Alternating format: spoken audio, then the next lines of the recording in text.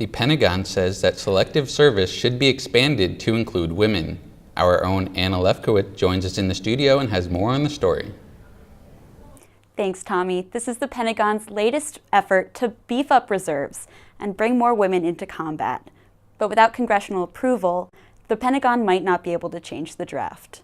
The military draft might soon be required for women. That's if the Pentagon gets its way. The draft is required for men aged 18 to 25, with 2 million new registrants every year. And this time, the Department of Defense says mandatory registration shouldn't stop at just men. The Pentagon report says adding women to the draft will add 11 million to the selective service system. There are a lot of women that are as capable of meeting the standards. Pentagon staffer Hannah Dennis says she understands the draft and that women aren't limited to traditional roles. One of my friends, Erica, is actually in artillery in Afghanistan right now, and I think she's probably a much better leader than a lot of men. In 2015, former Defense Secretary Ash Carter announced that all combat positions would be open to women and that women would be subject to the same standard and rules that men will. But some feminist scholars, like Dr. Lauren Weiss, say that this isn't necessarily what equality looks like. There is an emphasis on pro-militarization and pro-conflict politics in the U.S. And many feminists question whether that's compatible with feminist views at all. Congress has not taken any action on the Pentagon report yet, but the Pentagon says that the report is just a starting point. So the draft hasn't been used since the Vietnam War, but the Pentagon says it's mostly symbolic. They say having a draft increases voluntary military service because it helps recruiters find potential future soldiers. Back to you in the studio. Thanks, Anna. The Houston Astros are up 3-2 in the World Series after winning a thrilling Game 5 over the Los Angeles Dodgers 13-12. The game took over 5 hours and featured 7 home runs. The series now returns to LA with the Astros just 1 win away from a title.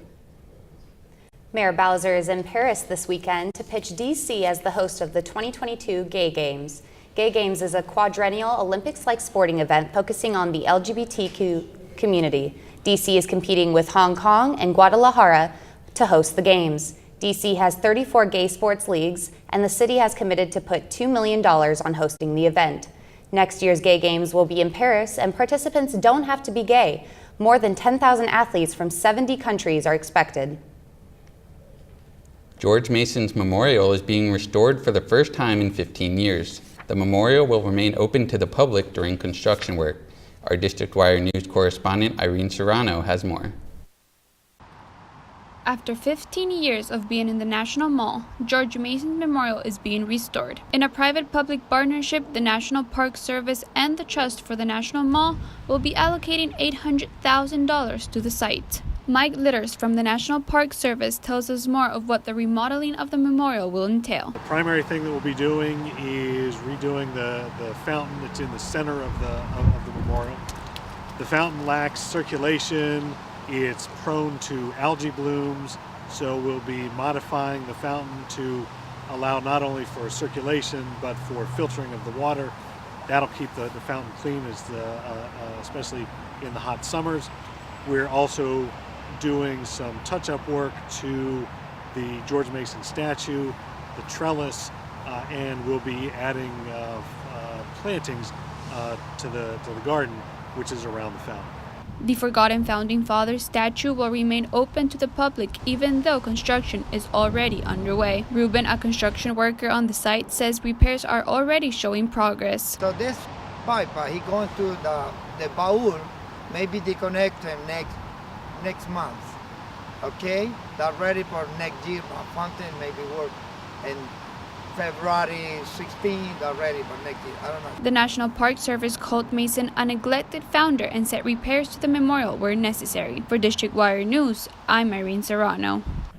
A purpose ballot initiative named District of Columbia Drug Price Relief Act of 2018 will help DC residents save money on prescription drugs. The initiative requires DC government to pay no more than U.S. Department of Veteran Affairs for prescription drugs, which is 24% less than regular price.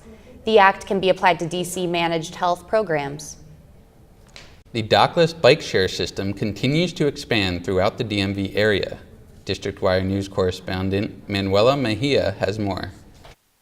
Dockless bike share companies are hitting the streets of Silver Spring.